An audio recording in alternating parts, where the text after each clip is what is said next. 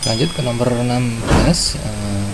Seorang pengusaha memiliki beras sebanyak 3,75 ton. Beras tersebut disumbangkan kepada 132 tetangganya dan 5 panti asuhan. Masing-masing panti asuhan menerima 2,5 kuintal beras, sedangkan masing-masing tetangganya menerima 15 kg beras. Sisa beras tersebut kemudian diberikan kepada 2 anaknya sama banyak. Beras yang diterima setiap anak adalah titik-titik. Nah, kita pahami dulu ya. Tadi berasnya ada 3,75 ton. Nah, karena di sini berbeda-beda satuan, ada ton, ada kuintal, ada kilo. Maka nanti lebih enak kalau kita jadikan kilogram semua, karena di sini opsi jawabannya juga semuanya adalah kilogram. Beras tadi ada 3,75 ton, kita jadikan kilogram. 1 ton ada 1000 kg, maka tinggal geser 3 kali ya. 1 jadi 3,5, 2 jadi 375, 3 3750 ya, jadi 3750 kg. Beras tersebut disumbangkan kepada 132 tetangganya. Jadi dari 3750 kg tadi disumbangkan kepada tetangganya. Saya beri tanda T. Tetangganya tadi 132 yang memperoleh masing-masing 15 kg. Berarti 132 kali 15 sama dengan 1980 kg. Ini yang diberikan kepada tetangganya.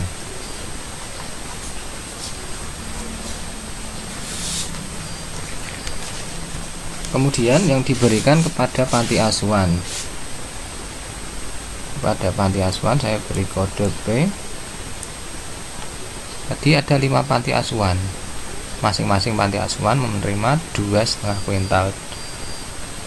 2,5 kuintal itu kalau kita jadikan kilogram jadi 250 ya, karena 1 kuintal ada 100 kilo. Maka 5 kali 250 kilo hasilnya adalah 1250 kilo. Jadi diberikan kepada tetangganya sekian, diberikan panti asuhan sekian. Sisa beras tersebut kemudian diberikan kepada kedua anaknya. Nah, kata kuncinya ada 2 anaknya, bukan hanya anaknya 1 ya, tapi 2 anaknya sama banyak, alias nanti akan dibagi rata.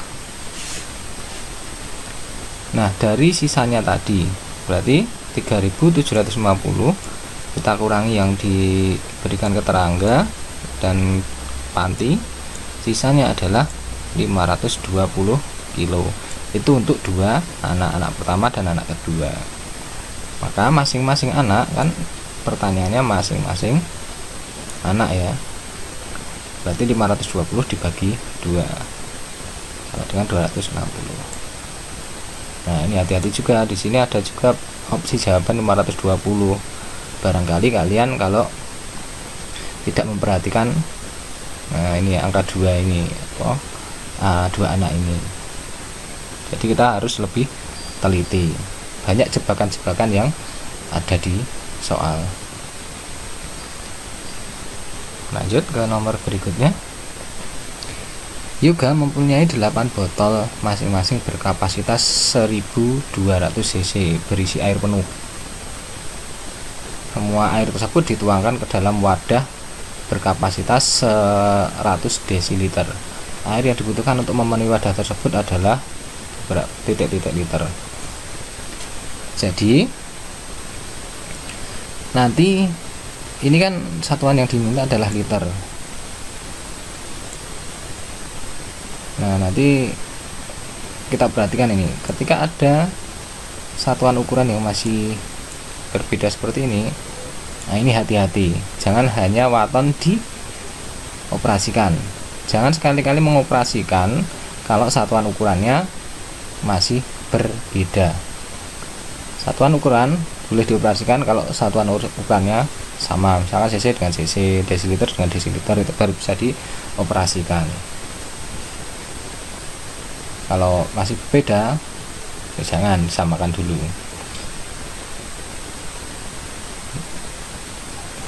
Ya, jadi tadi gambarnya adalah ada 8 botol ya, 1 2 3 4 5 6 7 8 akan dimasukkan ke dalam sebuah wadah.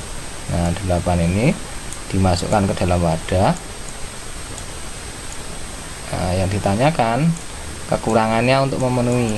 Nah, yang memiliki kurang berapa untuk biar penuh, gitu ya. Oke, kita ingat dulu cc. Cc adalah sama dengan mililiter. Kalau kita lihat tangga ukurannya ini, mililiter sama dengan cc. Atasnya adalah sentiliter, atasnya ada desiliter, atasnya lagi ada liter. Air 8 botol, kita hitung volumenya. 8 kali 1200 cc sama dengan 9600 cc. Kemudian dimasukkan ke sini. Berarti kekurangannya, untuk mencari kekurangannya ini, berarti kan total volume dari wadah dikurangi air yang sudah dimasukkan tadi, maka akan ketemu kekurangannya untuk memenuhinya. Jadi air kekurangannya adalah 100 desiliter kapasitas dari wadah tadi, wadah besar, dikurangi 9600 cc.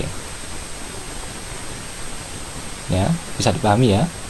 Jadi 100 desiliter itu kapasitas wadah yang besar, 9600 cc adalah volume dari 8 botol kecil tadi. Nah, untuk mengurangi nanti akan ketemu kekurangannya. Nah, di sini masih berbeda satuan ukuran, belum kita ubah ya tadi ya. Jangan langsung dioperasikan, wah ini nggak bisa 100 dikurangi 9600. Makanya kita samakan dulu. Di sini tadi mintanya adalah liter, jadikan liter aja. Desiliter ke liter naik 1 ya. Maka geser 1 kali 1 seret 10,0 alias 10 liter. 9600 cc jadikan liter, naiknya posisinya dari sini ya, mililiter atau cc. 1 2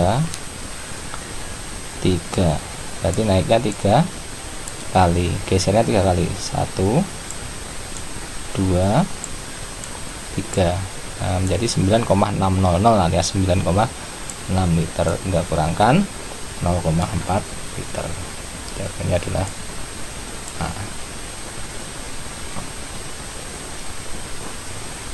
Kita lanjut ke nomor 18. Ini agak perlu dipahami lebih teliti ya ini. Rudi melakukan perjalanan dari kota Jogja menuju Solo mengendarai mobil dengan kecepatan 48 km per jam. Rudi berangkat dari Jogja pukul 8.50. Pada pukul 9.10 jalur yang sama, Danang mengendarai motor dari Solo menuju Jogja, jadi sebaliknya ya, dengan kecepatan 52 km per jam. Jarak kota Solo Jogja 66 km. Mereka berdua berpapasan pada jarak titik-titik dari Yogyakarta. Nah, ini perlu kita gambarkan dulu. Ya, silakan perhatikan di sini. J Jogja ya, S Solo. Jadi Rudi pada jam 8.50 itu sudah mulai perjalanan. Set, dengan kecepatan 48 km per jam. Kemudian Danang mulai berjalan pada waktu pukul 9:10 dengan kecepatan yang lebih cepat ya, 52 km per jam. Seret. Nah, ini nanti akan bertemu karena jalurnya sama.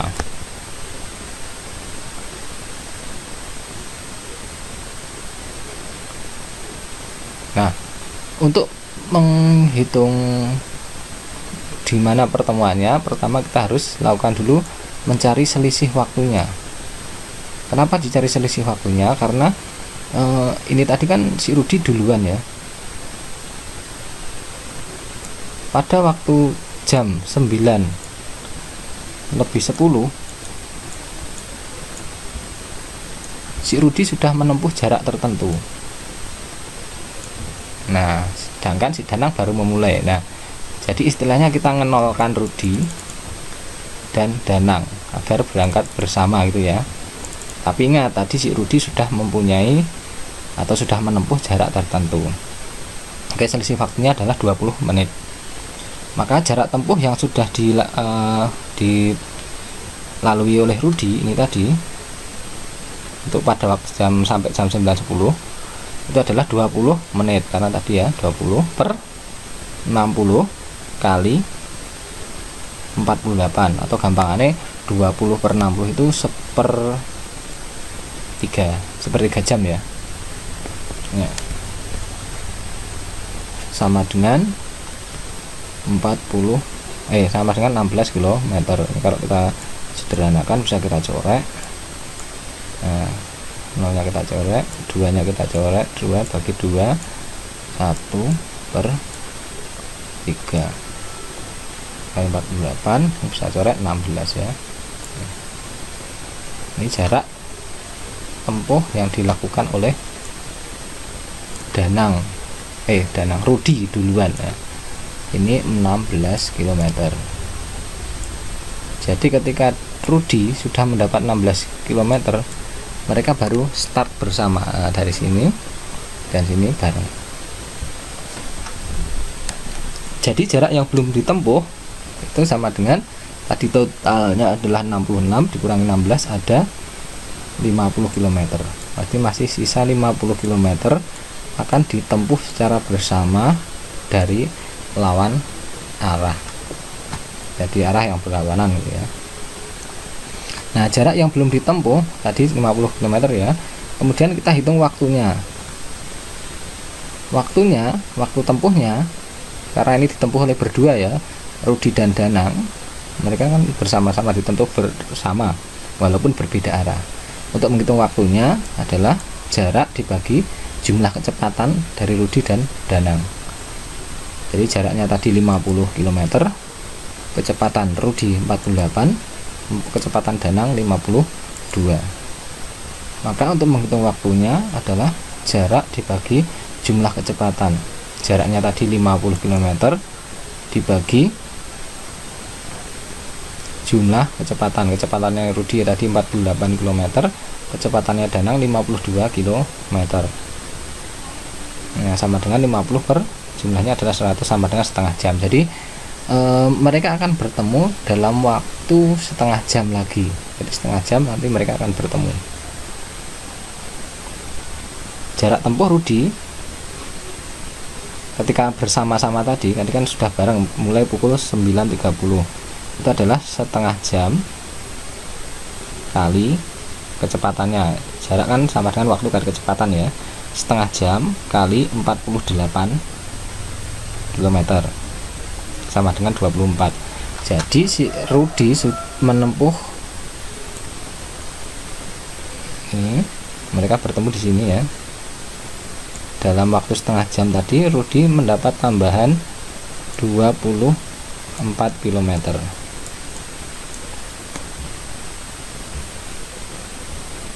Itu enggak, yang punya Danang enggak usah, karena yang kita butuhkan adalah jarak dari kota Jogja sampai titik pertemuan tadi ya.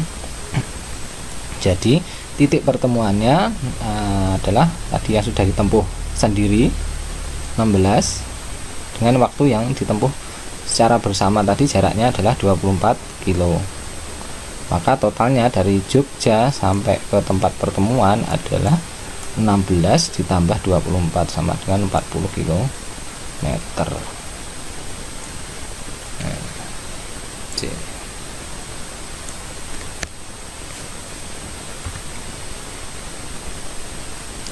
Kita lanjut. Kakek mempunyai kebun berbentuk persegi panjang, luasnya 200 meter persegi dan lebar 10 meter. Di sekeliling kebun ditanami pohon singkong dengan jarak 1 meter dari tepi kebun. Jarak tanam antar pohon 2 meter dimulai dari sudut kebun. Pohon singkongnya yang diperlukan kakek ada berapa buah?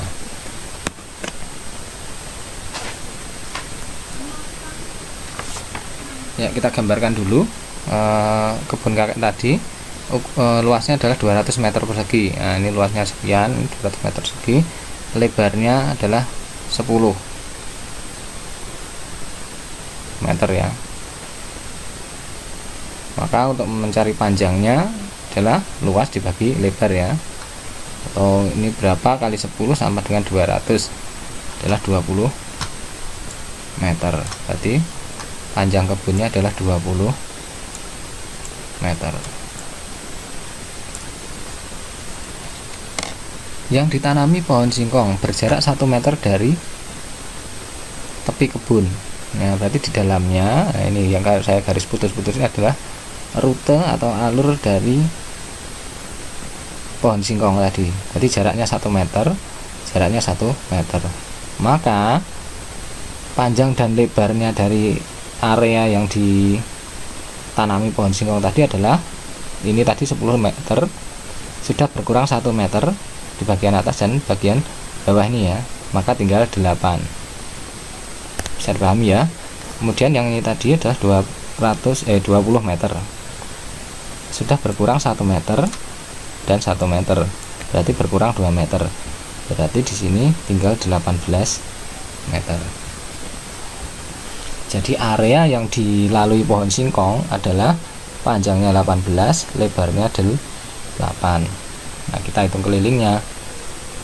Ini sejajar ini ya, nanti tanam pohon singkong. 18 tambah 8 tambah 18 tambah 8, totalnya berarti kelilingnya adalah 52. Dimulai dari sudut tadi ya, tek, sampai kembali ke sini lagi. Pohonnya ada, berarti kelilingnya tadi dibagi jaraknya tadi 2 meter, sama dengan 26. Kenapa kalau seperti ini kok tidak ditambah 1? Karena di sini kan kembali ke titik awal. Kalau kembali ke titik awal tidak perlu ditambah 1, kecuali kalau tidak kembali ke titik awal, misalnya seperti ini penanam pohonnya. Ini nanti tambah 1 seperti di soal nomor sebelumnya tadi. Tapi kalau kembali ke sini kan paling belakang sendiri sudah ada pohonnya yang ini kan tak sampai terakhir sendiri kan sudah ada pohonnya, makanya tidak perlu ditambah lagi. Jadi ada 26 buah. Nomor 20, panjang AO ini sini ya, dari sudut sampai ke tengah ini pertemuan diagonal, ini 14. Sedangkan DU juga dari sudut yang bawah sampai ke pertemuan diagonalnya. Oh sebentar, DO 16 lebih panjang dari AO. Nah, DO ini ternyata bukan 16 ya, tapi 16 cm lebih panjang daripada DO. Berarti di sini 14 tambah 16, ini kan 14, otomatis ini sama 14 karena ada tandanya strip itu ya. Ini juga 14. DO adalah 16 lebih panjang daripada AO, berarti 16 ditambah 14 sama dengan 30.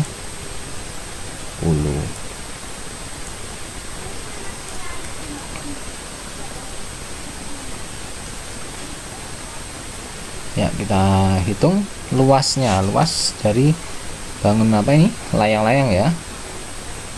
Rumus luas layang-layang adalah setengah dari diagonal 1 ditambah diagonal 2.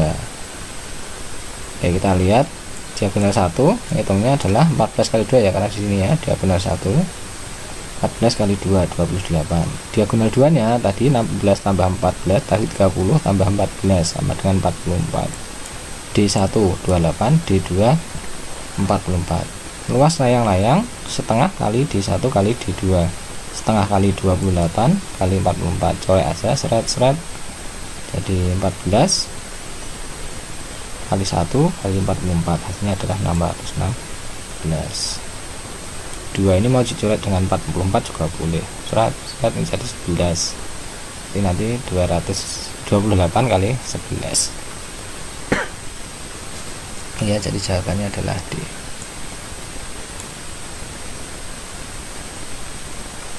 berikutnya, perhatikan gambar berikut. Luas gabungan bangun datar tersebut adalah, nah kita untuk menghitung luas kita bagi dulu menjadi beberapa bagian ya. Nah, saya enaknya seperti ini.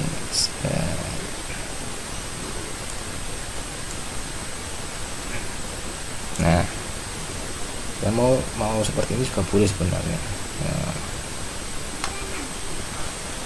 untuk menghitung luas maka kita harus tahu dulu bentuknya ya. Ini persegi ya, jelas ya, karena di sini ada strip, berarti sini juga 4. Ini belum tahu, ini 8. Nah, kita cari tahu dulu ini karena kita membutuhkan ini ya, membutuhkan panjang dan lebarnya untuk menghitung luas. Panjangnya ini kan 3 cm. Nah, ditambah yang ini 4 ini. Kita turunkan kan jadi pas. Nah, berarti ini 4.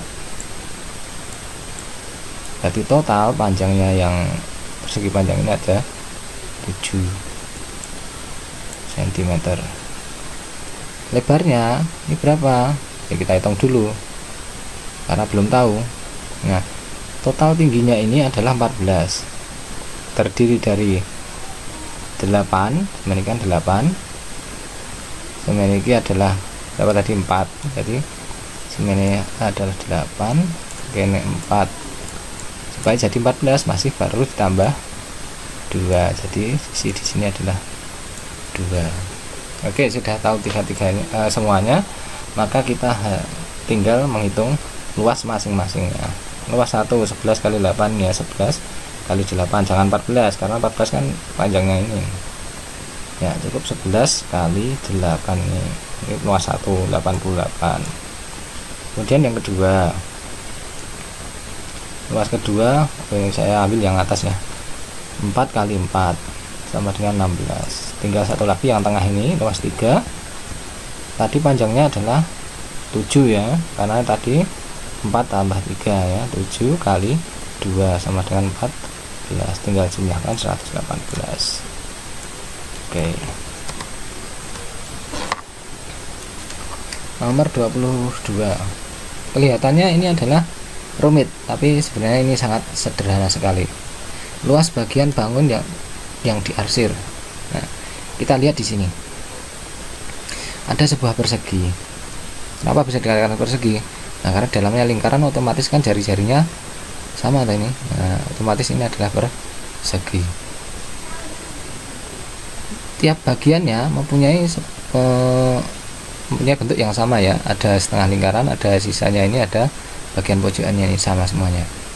Nah, kita disuruh menghitung yang diarsir atau yang hitam ini ya. Nah, ini kalau kita copot, kita letakkan di sini akan pas. Jadi nanti kalau ini kita hilangkan atau kita ambil, kita taruh di sini, nah, akan pas.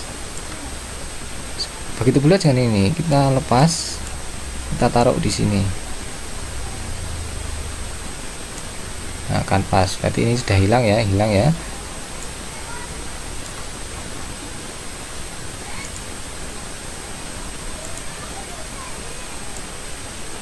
Nah, hitamkan.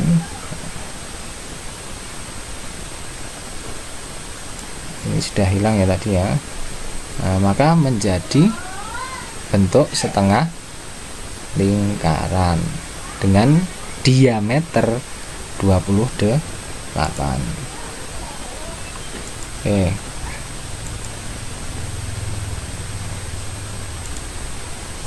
Tinggal kita menghitung setengah lingkaran ini ya berarti ya. Jadinya kan bentuknya ini. Setengah kali luas lingkarannya. 22 per 7 kali jari-jarinya. Ingat ya, di sini 28 itu adalah diameter karena dari tepi ke tepi, berarti jari-jarinya adalah 14. 12 kali 14 kali 14. Kita coret yang duanya, seret dan ini. Oh, ini dulu ya, yang 7 dengan 14 bagi 7 dapat 1, bagi 7 dapat 2. Ini 2 dengan 14 bagi 2 dapat 1, ini kali bagi 2 dapat 7 ya. Tinggal 1 kali 22 kali 2 kali 7, 308 cm.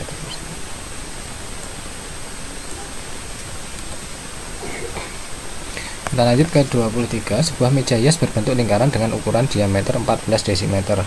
Diberi hiasan kertas warna di sepanjang tepi meja. Hiasan kertas warna terdiri dari warna merah dan kuning dengan jarak antar hiasan kertas 2 cm. Yang perlu diperhatikan ya, di sini ada desimeter, di sini ada sentimeter. Hati-hati. Kertas merah selalu dipasangkan setelah pemasangan 3 kertas kuning. Jadi urutannya adalah kuning, kuning, kuning, merah, kuning, kuning, kuning, merah, dan seterusnya. Yang ditanyakan adalah jumlah kertas warna kuning. Oke, kita gambar dulu untuk memperjelas pernyataan dalam soal ini. Ada sebuah meja berbentuk lingkaran, diameternya 14 dm ini ya. Diameter, berarti jari-jarinya adalah 7 dm. Hiasan kertasnya terdiri dari warna merah dan kuning tadi ya, kuning, kuning, kuning, merah, kuning, kuning, kuning, merah, kuning, kuning, kuning, kuning, merah. Yang ditanyakan nanti banyaknya kuning berapa gitu.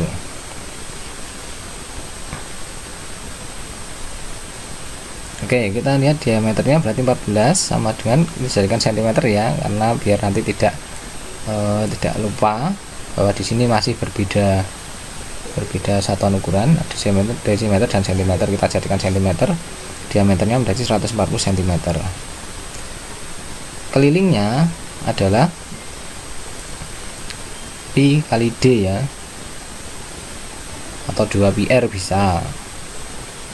22/7 kali diameternya 140. Kita coret ini 20 ya berarti ya. Bagi 71 bagi 72 440 cm. Ini kelilingnya, ini baru kelilingnya ya. Nah, jumlah kertasnya, kita hitung jumlah kertasnya sekarang. Tadi kan setiap berapa senti tadi? Setiap 2 cm ya. Setiap 2 cm dipasangi hiasan. Nah, maka jumlah hiasannya ada keliling totalnya tadi dibagi 2 cm. Ya, ini ya, 440 dibagi 2 sama dengan 220 buah. Jadi ada 220 buah yang terdiri dari kuning, kuning, kuning, kuning, kuning, kuning, merah, kuning, kuning, kuning, merah, kuning, dan seterusnya. Oke, sudah ketemu belum? Belum. Ini baru jumlah totalnya, karena ada kuning dan merah. Yang ditanyakan adalah yang kuning. Nah, kita lihat perbandingannya untuk menghitung itu. Perbandingan dari merah dan kuning tadi adalah merahnya 1, kuningnya 3 ya. Kuning, kuning, kuning, merah. Nah, merahnya 1, setiap merah 1, kuningnya ada 3. Maka untuk menghitung kertas warna kuning, maka kita gunakan perbandingan tersebut. Kuning, karena yang di sini adalah jumlah total ya, ini jumlah total 220 itu, maka kuning kemudian per jumlah total, perbandingan jumlah ya, perbandingan jumlah kali jumlah totalnya ya. Di sini kan perbandingan ya. Perbandingannya kuning sudah tahu 3 ya. Perbandingan jumlah berarti tinggal jumlahkan 1 tambah 3 4 kali jumlah totalnya adalah 220. Ingat ya, rumus A B B, ini minitnya ini minitnya ini. Sebenarnya perbandingan sebenarnya. Tinggal kalikan, coret, bisa kita coret 110 kali 3 330 bagi 2 165. Jadi ada 165 hiasan yang berwarna kuning. 24. Sebuah taman berbentuk lingkaran memiliki diameter 21 meter. Di tengah taman tersebut dibuat kolam air mancur berbentuk lingkaran dengan jarak 3,5 meter dari tepi taman. Luas taman yang tidak dibuat air mancur ya, kita gambarkan lagi. Nah, selalu buat gambar kalau untuk memperjelas ya, biar kita tidak cuma membayang-bayangkan, tapi benar-benar diaktualisasikan di dalam sebuah gambar. Taman tadi berbentuk lingkaran dengan diameter 21 ini ya. Nih, diameternya 21 dari ujung sini sampai ujung sini 21, maka jari-jarinya adalah 110,5 meter. Di tengah taman tersebut dibuat kolam air mancur berbentuk lingkaran dengan jarak 3,5 meter dari tepi, bukan diameternya 3,5, bukan jari-jari 3,5 ya, tapi jaraknya dari tepi ini 3,5. Nah ini kolam ya, jaraknya dari tepi 3,5, ini juga 3,5. Nah nanti akan ditanyakan luas taman yang tidak dibuat kolam ini, berarti nanti lingkaran yang besar ini dikurangi lingkaran yang kecil, kan jadi sisanya ini. Nah kita untuk menghitung luas lingkaran kecil ini harus tahu diameter ataupun jari-jarinya. Tadi diameter total dari tepi ke tepi ini yang taman yang di luar ya, yang lingkaran besar tadi 21. Kalau sudah kelong 3,5 dan 3,5 berarti kelong 7 ya, berarti tinggal di sini masih 14. Nah itu adalah diameter lingkaran yang kolam di tengah ini, yang lingkaran kecil. Maka jari-jarinya adalah 7 ya, 7 itu berarti dari pusat ini sampai tepi lingkaran kecil. Oke, kalau sudah tahu berarti tinggal kita hitung. Luas taman yang tidak dibuat air mancur adalah luas lingkaran besar ini dikelongi atau dikurangi luas lingkaran yang kecil. 2πr kuadrat kurangi 2πr πr kuadrat dikurangi πr kuadrat yang kecil, ini yang besar. 22/7 kali 10,5 kali 10,5. Kenapa tidak menggunakan 3,14? Ini kan tidak kelipatan 7 ya. Ya benar, tapi kan di sini merupakan setengah dari 21 ya. 21 kelipatan. Jadi bisa kita untuk mensederhanakan. Ya, 7 ini 1,5, ini 1. Karena kalau di sini 21, ini kan 1, ini 3 ya. 21 kan dibagi 7 3. Nah karena ini setengahnya, maka ini juga setengahnya. Setengah dari 3 adalah 1,5. Oke, tinggal kalikan seret. Ini lingkaran yang kecil 22/7 kali 7 kali 7, nggak masalah ya, tinggal coret-coret. Hasilnya adalah 346,5 kurangi 154, hasilnya 192,5 meter persegi. Jadi luas daerah yang saya arsir ini adalah 192,5 meter persegi. Kemudian nomor 25. Pertanyaannya adalah luas bangun rata tersebut. Ini sederhana sebenarnya. Luas segitiga ya.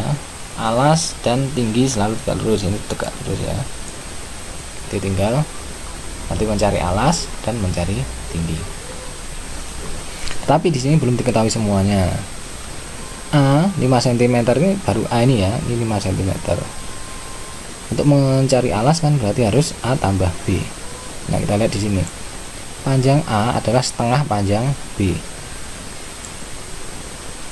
Berarti B lebih panjang 2 kali lipatnya karena ini setengah itu. Nah, berarti ini 10.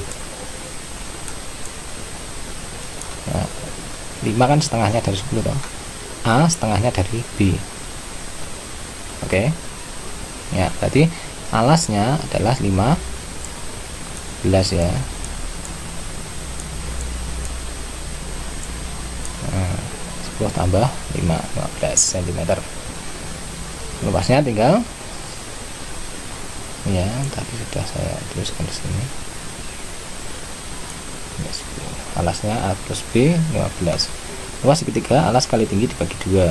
Alasnya 15, tingginya 16 dibagi 2, bisa kita coret bagi 2 1, bagi 2 8. Tinggal 15 kali 8 120/1 sama dengan 120. Mudah ini. Nomor 26. Luas permukaan gabungan bangun ruang tersebut adalah, ya kita mencari luas gabungan, luas permukaan. Berarti permukaannya ada berapa ini? 1, depan, belakang, bawah, kanan, kiri, kanan atas, samping kanan atas, samping kiri atas, dan atas. Ada 1, 2,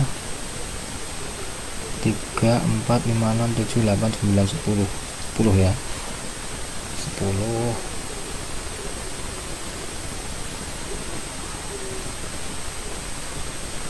10 sisi. Nah, kita perhatikan dulu sisi yang bertanda strip. Kita mencari sisinya dulu ya untuk menghitung luasnya. Nah, nanti kita lihat dulu nih. Ini kan persegi panjang, kita potong aja ya. Set. Yang belakang juga set. Kalau ini bolong ya, yang ini tidak nanti. Nah, di dalam bukan permukaan. Berarti ini ada segi panjang, di bawah juga segi panjang, di belakang ada segi panjang. Segi panjangnya ada 3 persegi panjang. Kemudian yang perseginya ini kan persegi ya, karena sudah sama diberi tanda 1 kanan kiri, 2, 3, 4, 5, 6 segininya 7. Berarti ada 7 persegi. Oke, tinggal nanti luas permukaannya masing-masing dicari kemudian dijumlahkan. Oke, kita lihat di sini luas 3 kali persegi panjang 18 kali berapa. Nah, ini kita belum mengetahui lebarnya ya. Bagaimana cara mengetahui lebarnya? Nah, ini kan panjang total ini 18. Di sini ada tanda strip. Ini kan sama dengan ini. Ini sama dengan ini juga, pokoknya sama ini.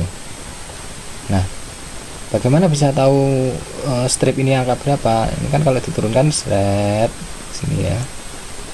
Ini kalau diturunkan seret jatuh ini. Ini seret jatuh sini, padahal tiga-tiganya panjangnya sama. Nah, sama dengan 18 bagi 3 ya. Sisi yang bertanda strip adalah 18 dibagi 3 sama dengan 6 cm. Berarti di sini 6. Yang tanda strip semuanya 6. Dan seterusnya. Luasnya 3 kali persegi panjang. Persegi panjangnya 18 kali 6. 3 kali 18 kali 6 sama dengan 324. Kemudian yang persegi 7 kali persegi. 1, 2, 3, 4, 5, 6, 7. Oh maaf, 1, 2, 3, 4, 5, 6, 7 ya.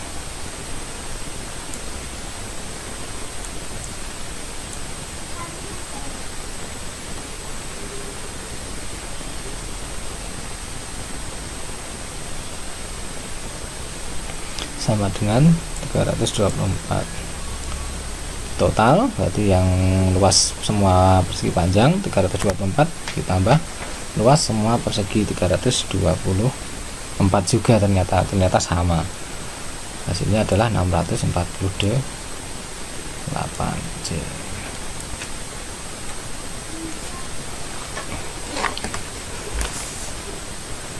Kita lanjut ke nomor 27. Ada sifat-sifat bangun datar. Yang mempunyai sifat tersebut adalah bangun apa? Nah, untuk mengerjakan soal sifat-sifat bangun datar ya kita harus tahu dulu. Syaratnya harus tahu bentuk-bentuk bangun datar. Kita lihat dulu yang jajar genjang. Jajar genjang itu seperti ini ya. Belah ketupat itu. Nah, sisinya sama. Persegi panjang semua sudah tahu. Trapesium sama kaki berarti ya seperti ini. Oke, kita lihat satu persatu. Mempunyai 2 pasang sisi berhadapan yang sejajar. Sisi yang berhadapan sejajar. Ini dengan ini sejajar ya, sejajar tidak akan bertemu. Ini dengan ini juga sejajar. Berarti bisa jadi jajar ginjang, bisa jadi loh ya. Kemudian belah ketupat ini dengan ini juga sejajar, ini dengan ini juga bisa jadi belah ketupat. Persegi panjang sisi yang berhadapan juga sejajar, ini dengan ini sejajar juga. Trapesium sama kaki sisi yang berhadapan apakah sejajar? Ini dengan ini sejajar, tapi yang ini dengan ini kalau kita panjangkan kan bertemu, maka ini tidak jelas. Trapesium sama kaki jelas tidak. Lanjut ke yang kedua, sudut yang berhadapan sama besar. Sudut yang berhadapan, ini dengan ini sama, oke. Ini dengan ini sama, ini dengan ini sama, ini dengan ini sama, ini dengan ini sama, ini dengan ini sama. Wah, semuanya memenuhi ini. Kedua diagonalnya tidak sama panjang. Nah, kita lihat kalau persegi panjang itu diagonalnya itu sama panjang, jadi jelas C tidak mungkin. Yang ini jajar genjang, apakah kedua diagonal tidak sama panjang? Ya, bisa jadi. Nah, panjang yang sisi mencengnya ini ya.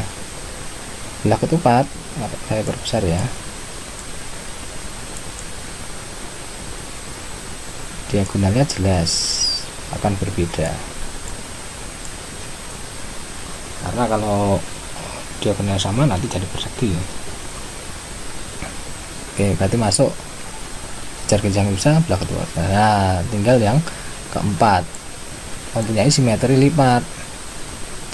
Jajar genjang tidak punya simetri lipat. Udah, yes. Ini punya dua ya, gitu. Jadi jawabannya adalah B. 28. Banyak sisi dan rusuk gabungan bangun ruang tersebut ada. Nah, kita lihat sisinya ada berapa dulu. Kita eliminasi ya, sistemnya eliminasi. Ini ada depan dan belakang dulu, kita lihat. Depan, belakang, berarti ada dua ya. Nah, kemudian tinggal ditambahkan sisi yang mengelilingi ini. Kita hitung dari sini ya, biar enak. Dari kiri, 1 dan 2, 3, 4, medun 5, 6, 7, 8. Yang berkeliling ini 8, tambah 2 tadi yang depan dan belakang ada 2, berarti sisinya adalah 10. Berarti A jelas mungkin, D jelas mungkin, nggak usah dipikir. Nah, tinggal rusuknya ada berapa. Nah, kita agak teliti ya ini ya. Kita lihat yang berdiri dulu. 1, 2, 3, 4, 5, 6, 7, 8, ada 8. Kemudian yang tidur, yang mendatar 1, 2, 3, 4, 5, 6, 7, 8 juga. Kemudian masih ada yang menceng ke sana, yang ke belakang. 1, 2, 3, 4, 5, 6, 7, 8, ada 8 juga, sama dengan 24.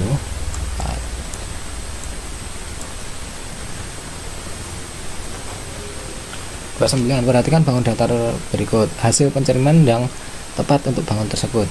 Ingat ya, hasil pencerminan bayangannya akan selalu sama persis bentuknya dengan benda aslinya. Jadi bayangan mesti sama dengan benda aslinya, tidak akan bertambah besar, tidak akan berbeda bentuk, tidak akan bertambah kecil. Kemudian nanti hanya sisi di belah kanan sama dengan sisi sebelah kiri bayangan. Oke, kalau soal seperti ini kita dilihat dari bentuknya aja sudah kelihatan kok ini. Ini kalau ibadah ini adalah, nah, kalau saya sering mengilustrasikan ini ya, ini jadi kayak hewan gitu ya. Nah, hewan, ini mulutnya, ini tanduknya, ini kakinya, ini kan ya, atau badannya ini ya. Oke, kalau kita lihat dari A, ini jelas mungkin ini mulutnya cuman kecil segini, ini jadi mulutnya besar sekali, jelas mungkin. Salah, jangan dipilih. Kemudian di sini ada tanduknya sekian ya, kita lihat di sini beda jauh kan. Nah, ya so nggak mungkin.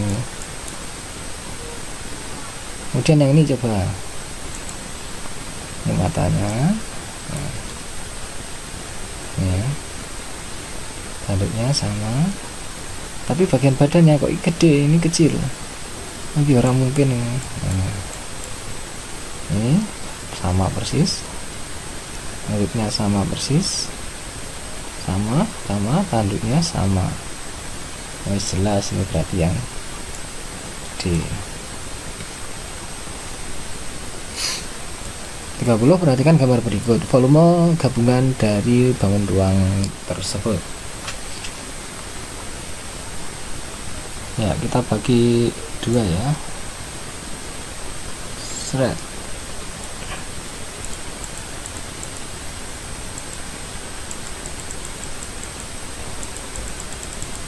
Ya, bisa dibayangkan ya. Jadi ada tumpuan antara balok dengan balok, dua buah balok ya.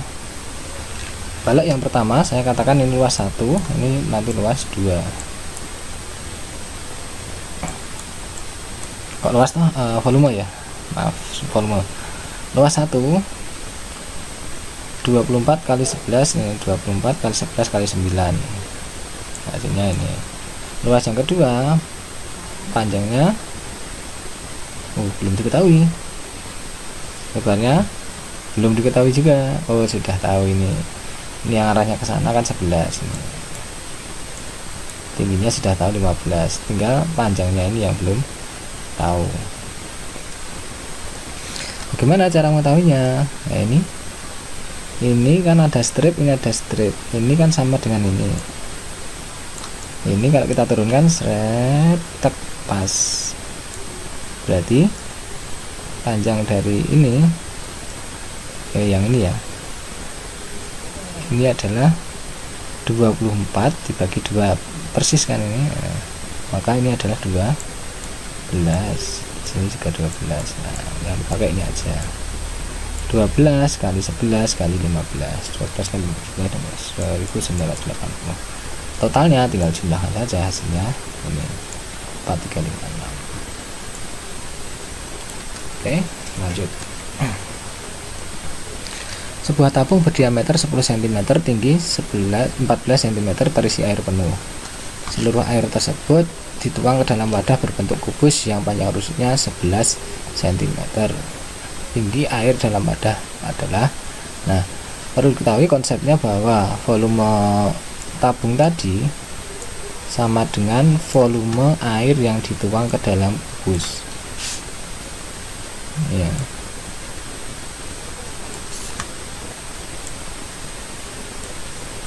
Ya, saya gambarkan seperti ini. Ada tabung dengan diameter 10, otomatis jari-jarinya 5 cm ya, tingginya 14 cm, berisi air penuh. Kemudian dituangkan ke dalam kubus yang berusuk di 11 cm, 11 kali 11 sampai 11. Yang ditanyakan adalah tingginya ini. Oke, konsepnya tadi sudah saya bilang bahwa volume tabung yang dituangkan sama dengan volume air yang ada di dalam tubuh kubus, bukan volume kubus ya, karena nggak penuh ini.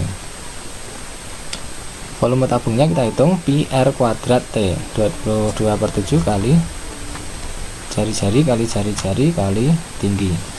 Kenapa ini pakai 22/7? Ya, karena di sini ada tinggi 14, kita akan bisa nyorek nanti. Jadi tidak pakai 3,14. Kita corek, ini dapat 1, ini dapat 2, tinggal 22 kali 5 kali 5 kali 2, 110 cm kubik ya, kalau pakai satuan.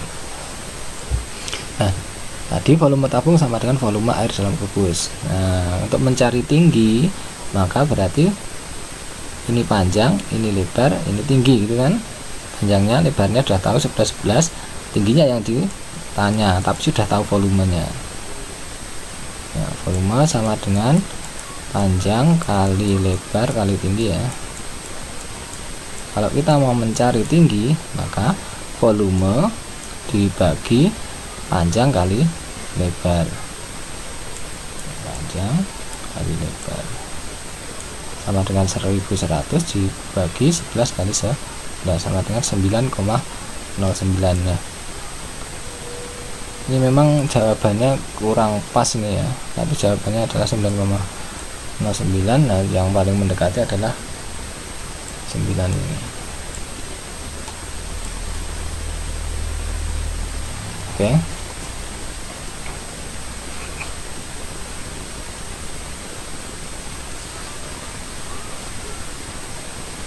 Kita lanjut 32. Perhatikan gambar berikut. Volume bangun tersebut. Nah, ini sederhana sekali ini soalnya. Tinggal mencari tabung dari gambar ya. Volume tabung PR kuadrat T atau PRRT.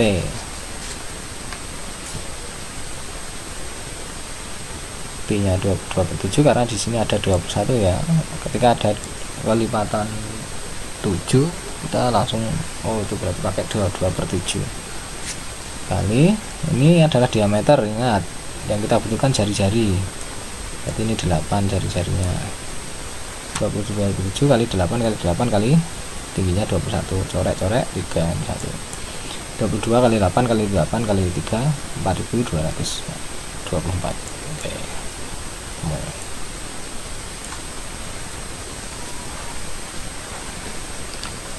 Kemudian koordinat titik ALMN berbentuk trapesium siku-siku ya. Trapesium siku-siku itu yang ini ya, kayak mobil gitu ya. Bisa bentuknya mungkin menjebalik ke sana, bisa ke kiri, bisa ke kanan seperti ini dan lain-lain. Yang jelas seperti ini ciri-cirinya. Nah, untuk mempermudah sebenarnya ini pakai kertas berpeta itu ya. Besok kalau ujian boleh bawa kertas berpeta. Kemudian kita buat dulu sumbu X dan sumbu Y ya. Sumbu X yang mendatar, sumbu Y yang vertikal atau tegak. Kita masukkan satu persatu. Titik K terletak pada koordinat negatif 2,2 ini. K ya, negatif 2, X nya negatif 2, Y nya 2. L 7,2, 7 nya X, 2 nya Y. L. Titik M 5,6, 5,6 berarti berada di sini kira-kira. Nah, untuk menjadi sebuah trapesium siku-siku, otomatis kan ini titiknya tinggal di sini. K tadi X nya adalah negatif 1, berarti otomatis sama karena di sini siku-siku ya.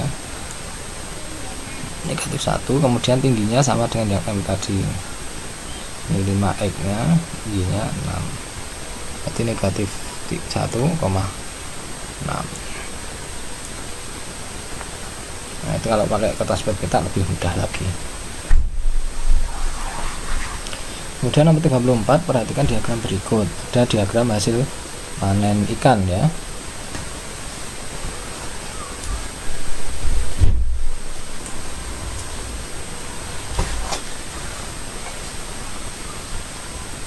Hasil panen ikan nila adalah 18 kg lebih banyak dari ikan gurame ya, bukan 18 kilo ya nilainya, tapi 18 kg lebih banyak. Nah, kita lihat dulu diagram di sini nanti. Jumlah hasil panen ikan lele dan bawal yang ditanyakan nanti lele dan bawal. Berarti lele tambah bawal. Nah, di sini dalam bentuk persentase ya, persentase. Ini ada tanda siku-siku. Kalau dalam persentase berarti ini seperempatnya ya, berarti 25%.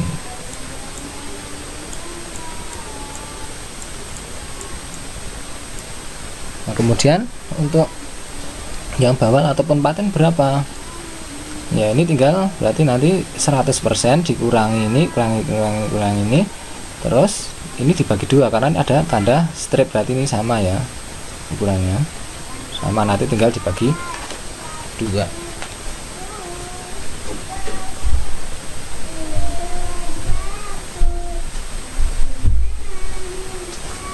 Hasil panen ikan nila itu tadi 18 kg lebih banyak. Oke, lihat di sini ya. Nilainya adalah 25%. Karena tadi siku-siku ya. kita cari bawal dan patinnya. Berarti 100 dikurangi 20 kurangi 35 kurangi 25 dibagi 2, karena ini dua bagian yang sangat persis. 20 per 2 10%, berarti ini 10, ini 10. Kalau di total menjadi 100%. Kemudian lele plus bawal kita pakai perbandingan ya. Lele per bawal ini yang ditanyakan kan lele per bawal dan bawal, maka perbandingan lele dan bawalnya adalah atau persentasenya lele tambah bawal tadi 35 dan 10. Terus yang sudah diketahui adalah ini ya, nilai tadi lebih banyak dari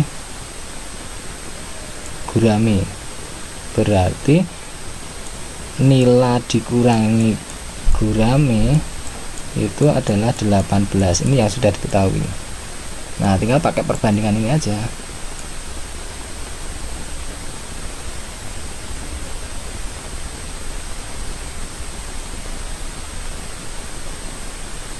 Oh, ini nilai kurangi gurame ya, maaf salah ini.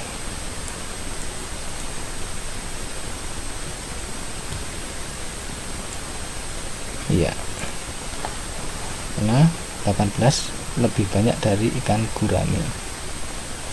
Nilai kurang gurame sama dengan 18. Oke, jadi lele plus bawal tadi, lelenya adalah 35 tambah B nya bawalnya 10, berarti ada 45 ya, 45 per nilai dikurangi bawal, nilai dikurangi gurame. Nilai dikurangi gurame itu perbandingannya 25 dikurangi 20, berarti 5 ya. Saya tuliskan 5 di sini. Kemudian nilai tadi nilai dikurangi guramenya adalah 18 kg ya, sudah diketahui. Tinggal coret aja, seret-seret bagi 51, 9 kali 18 162 kg. Oke, ketemu. Nomor 35. Perhatikan tabel data peserta kegiatan ekstra SD Harapan Bangsa berikut. Ya, nih diagram batang yang tepat untuk apa ya, berdasarkan tabel ini ya. Tinggal ini lihat aja nih, renang 24, 20 tapi lebih sedikit. Kita lihat renang ini, wah ini kok kelebihan sekali nih. Nah, kecilnya ini sekitar 28, 29 gitu ya, berarti C jelas mungkin. Kemudian yang ini masuk akal, ini 24. Bulu tangkis 38, berarti hampir mendekati 40. 38 lagi mah 40 lebih, sudah mungkin ini. Nah, ini 41-an ini. Ini juga 38 masuk akal. Jadi tinggal antara A atau D. Sepak bola 48 hampir mendekati 50. Sama ya. Tari 30 pas di 30, pas di 30. Tinggal robotiknya. Kalau di sini 36, mana yang lebih tepat antara A dan D? 36. Di sini 20 lebih tapi 30 kurang. Padahal tadi 36 ya. 36 kudune di sekitar sini setelah 30, berarti jelas ini bukan. Nah, ini ya 36. 1 2 36. D ya. Kemudian nomor 36, perhatikan data kegiatan ekstrakurikuler di Cempaka berikut. Yang ditanyakan adalah modus ya, modus data.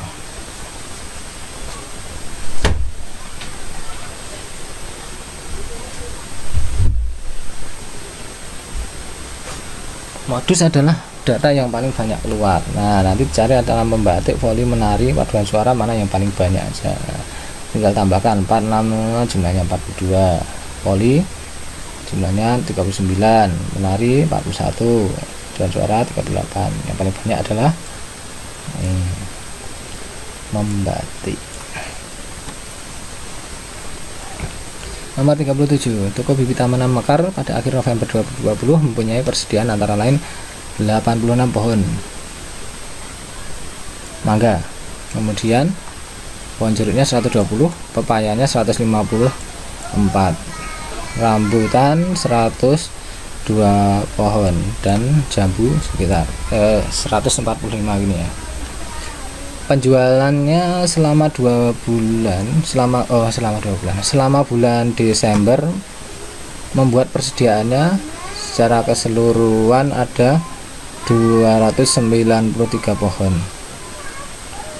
Rincian persediaan bibit pada akhir Desember yaitu mangga 30, pepaya 82, rambutan 60, jambu dan sekian. Nah, kita bisa membuat tabel seperti ini. Persediaan awalnya tadi mangga sekian, jeruk sekian, pepaya sekian, rambutan, jambu sekian. Saldonya, saldo akhir pada Desember tadi, akhir Desember, mangganya 30, kemudian pepayanya 82,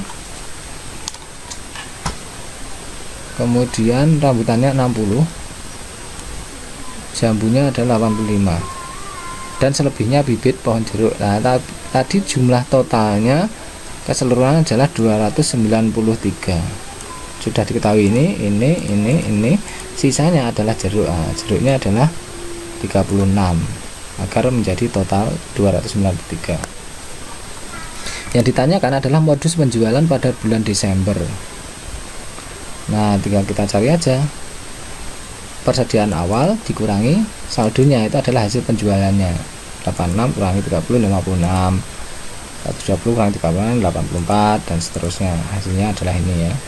Modusnya berarti yang paling banyak adalah yang 84. 84 itu miliknya adalah miliknya jeruk. Nomor 38.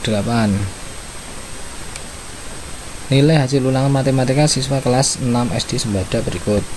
Ya, banyak sekali. 1 2 3 4 6 7 8 9 10 11 12 13 14 15 16 17 18 19 20 21 22 23 24 25 28 ya, ada 28 data. Untuk mencari rata-rata maka kita harus menjumlahkan semua nilai ini, nanti dibagi banyaknya data. Tadi 28, ini ya rumusnya ya. Rata-rata adalah jumlah semua nilai dibagi banyaknya data. Ini kalau jumlahkan semua, ingat ya, jangan sampai terlewat satu pun ya. 2275 dibagi 28, hasilnya adalah 81,25 ya. Ini pakai porogapit kan ya. Selanjutnya kita di nomor 39 ya.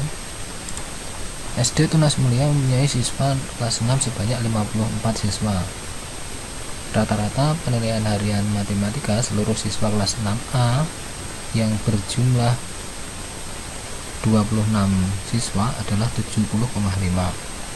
Rata-rata kelas 6B 1,3 lebih rendah daripada rata-rata kelas 6A. Nah, ini perlu kita pahami bahwa SD Tunas Mulia ini punya dua kelas ya, kelas 6 nya, kelas 6A dan 6B. 6A rata-ratanya 70,5, itu terdiri dari 26 siswa. Kemudian 6B itu rata-ratanya lebih rendah 1,3 daripada rata-rata 6A. Jumlah siswanya belum diketahui. Pada saat penilaian harian terdapat 3 siswa kelas 6B yang tidak hadir. Setelah mereka mengikuti penilaian susulan, ternyata rata-rata kelasnya naik menjadi 0,5 lebih baik daripada rata-rata kelas 6A. Nah, yang ditanyakan ketiga siswa tersebut punya nilai berapa? Dalam hal ini mereka punya nilai yang sama, jadi 3 orang tersebut. Oke, kita tuliskan dulu poin-poin pentingnya. Yang pertama tadi, siswa kelas 6B kan belum diketahui tadi. Nah, untuk mencari siswa kelas 6B otomatis dari total semua siswa dikurangi siswa kelas 6A, yaitu 54 dikurangi 26 sama dengan 28. Ini siswa kelas 6B ya. Kemudian siswa yang hadir tadi 28 dikurangi 3, karena tidak hadir maka yang hadir hanya 25 siswa. Rata-ratanya 6B itu adalah tadi 1,3 lebih rendah daripada 6A. Rata-rata 6A 70,5. lebih rendah berarti dikurangi, berarti rata-ratanya kelas 6B hanya 69,2. Nah, untuk menghitung nanti skor siswa yang tidak ikut tadi, yang mengikuti susulan, maka nanti kita harus tahu skor total 25 siswa dan skor setelah 28 siswa. Oke, kita lihat dulu skor 25 siswa yang kelas 6B, berarti 25 kali 69,2 sama dengan 1730 nih ya. Kemudian setelah siswa tersebut masuk, 3 siswa tersebut nilainya sudah masuk, ternyata nilai rata-ratanya menjadi 0,5 lebih baik daripada 6A ya. Ini perhatikan ya, 0,5 lebih baik daripada 6A. Rata-rata 6A tadi adalah ini ya, ini 6A.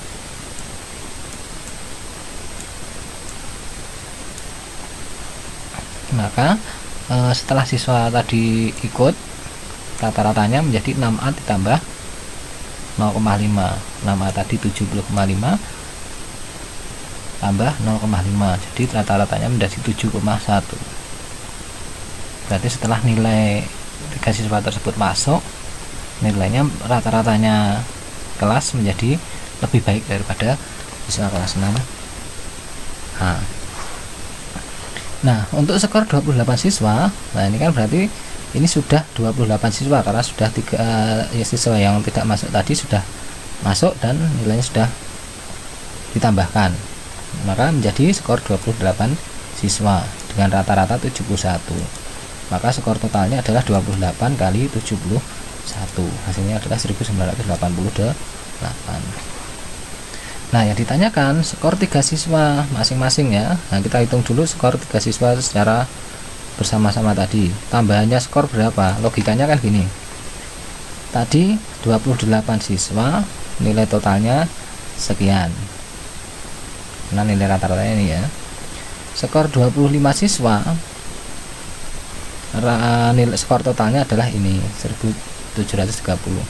Berarti selisihnya antara skor ini dan skor ini, skor akhir dan skor awal, itu kan miliknya dari 3 orang siswa tersebut ya kan, logikanya seperti itu.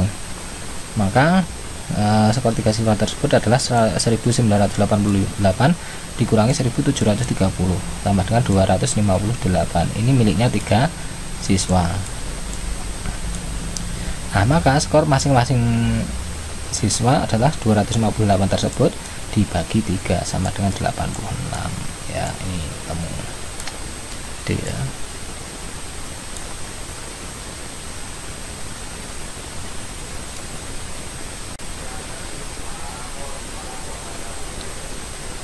Yang terakhir, diagram nilai ulangan siswa matematika siswa kelas 6 berikut ya. Yang laki-laki digambarkan dengan warna putih, perempuan warna hitam.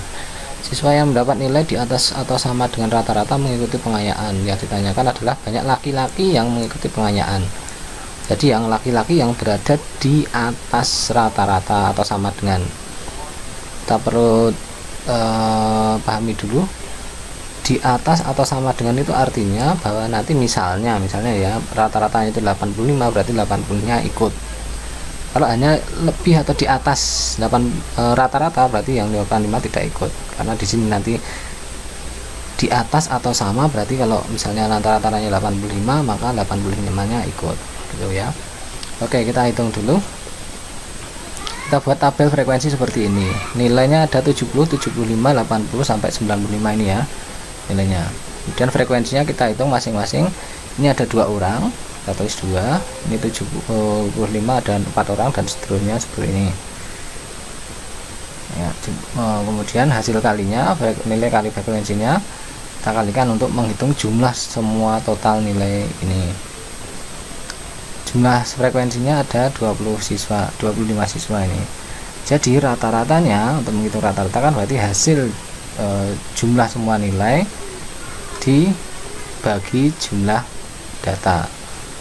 2075 bagi 25 sama dengan 83. Rata-ratanya 83 itu di sini. Banyak laki-laki yang mengikuti pengayaan tadi adalah nilai yang berada di atas rata-rata atau sama dengan rata-rata. Yang laki-laki digambarkan dengan putih. Ini tadi ada 1 2 3 4, ini ada 2, ini ada 1, tinggal jumlahkan 4 tambah 2 tambah 1 ada 7 anak. Oke, selesai.